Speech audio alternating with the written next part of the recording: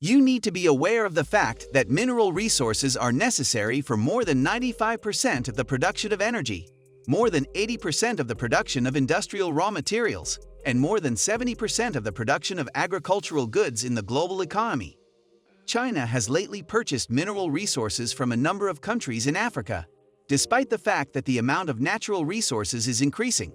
The mainstream media in the United States claims that China plans to explore Africa in search of natural resources and even forecasts that the country would soon have a monopoly on all of the continent's mineral riches. The demand for energy produced by humans is also growing, particularly for constrained energy resources. Individuals living in the past century did not have a very good understanding of the roles that various resources, such as nickel, cobalt, and lithium, play in modern society. As a result, they didn't give a lot of consideration to these different resources. Certain materials, cobalt in particular, are becoming increasingly important to the high-technology industry. Not only is it an essential source of power for the aviation and aerospace industries, but it is also an essential ingredient in the production of high-end computer chips. From the turn of the 21st century, there has been a never-ending competition for available sources of energy. As a direct consequence of China's present period of rapid economic expansion, the nation's daily use of energy is likewise on the rise.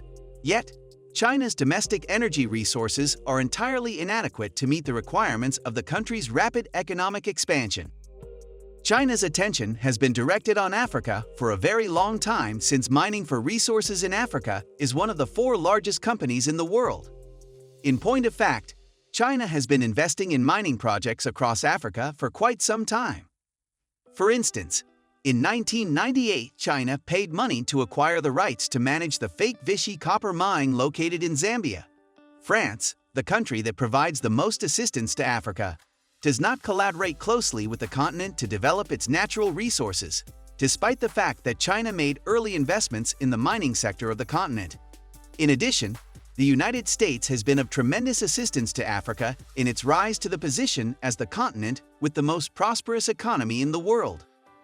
In spite of this, over the course of the last few years, a growing number of African states have decided to collaborate with China and have even lobbied the country to take part in the exploration and production of more natural resources. Why does that hold true? To begin, China has a significant need for a wide variety of mineral resources. In many African countries, there is a rich supply of mineral resources. China, on the other hand, will be able to provide them with technological support immediately away because there isn't any mining technology available right now.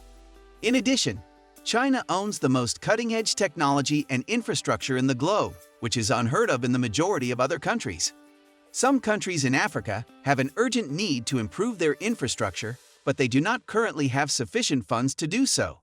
They are unable to borrow from anybody else other than China, and the only way they can repay the debt is through natural resources.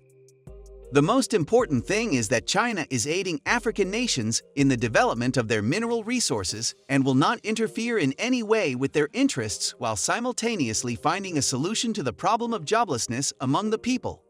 In these circumstances, China has also made contributions for the expansion of the local economy that is sustainable. Both parties stand to benefit from a win-win situation if they can find a way to collaborate. For the past few years, China has been increasing its ownership of mineral resources located in Africa.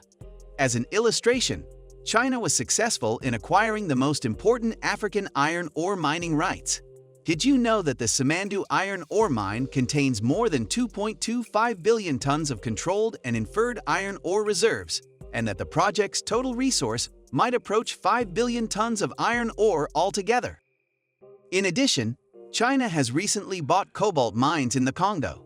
Yet, the Congo's cobalt mines hold 3.4 million tons of reserves, which accounts for 48% of the total world's cobalt reserves, making them number 1 in the world in terms of cobalt reserves. The world's cobalt deposits are presently just 7.1 million tons. China and Zambia are now collaborating on the construction of several big copper mines in Zambia simultaneously.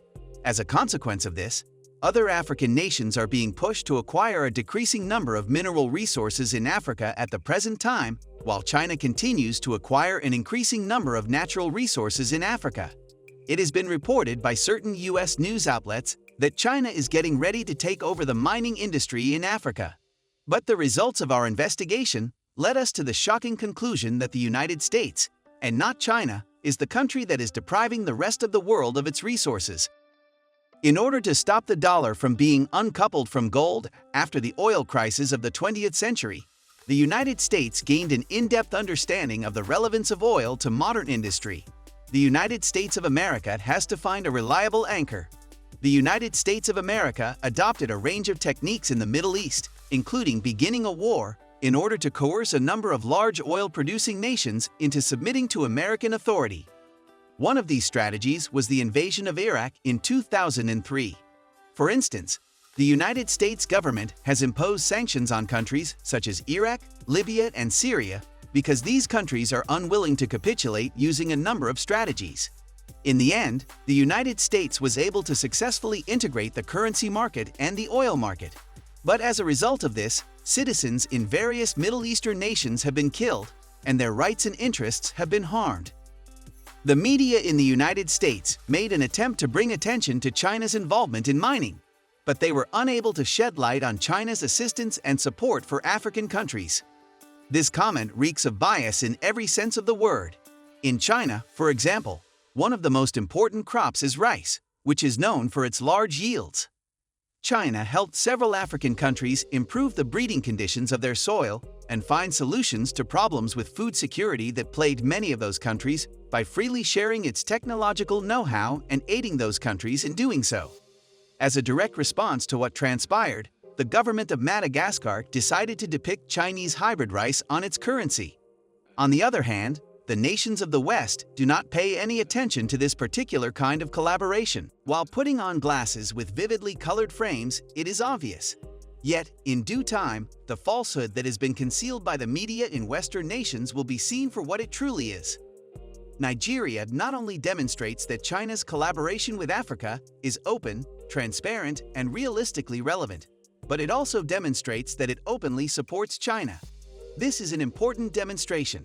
The infrastructure, agricultural, and energy industries all adopt the same strategy in order to accomplish the goals they have set for themselves. Throughout their more than 100-year reign in Nigeria, the British were primarily responsible for the construction of a few railways for the sake of resource extraction.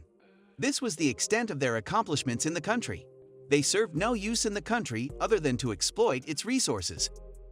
It is unfortunate that Nigeria's economy is not flourishing in the same way as China's by making use of these trains for trade, passenger transportation, and other uses.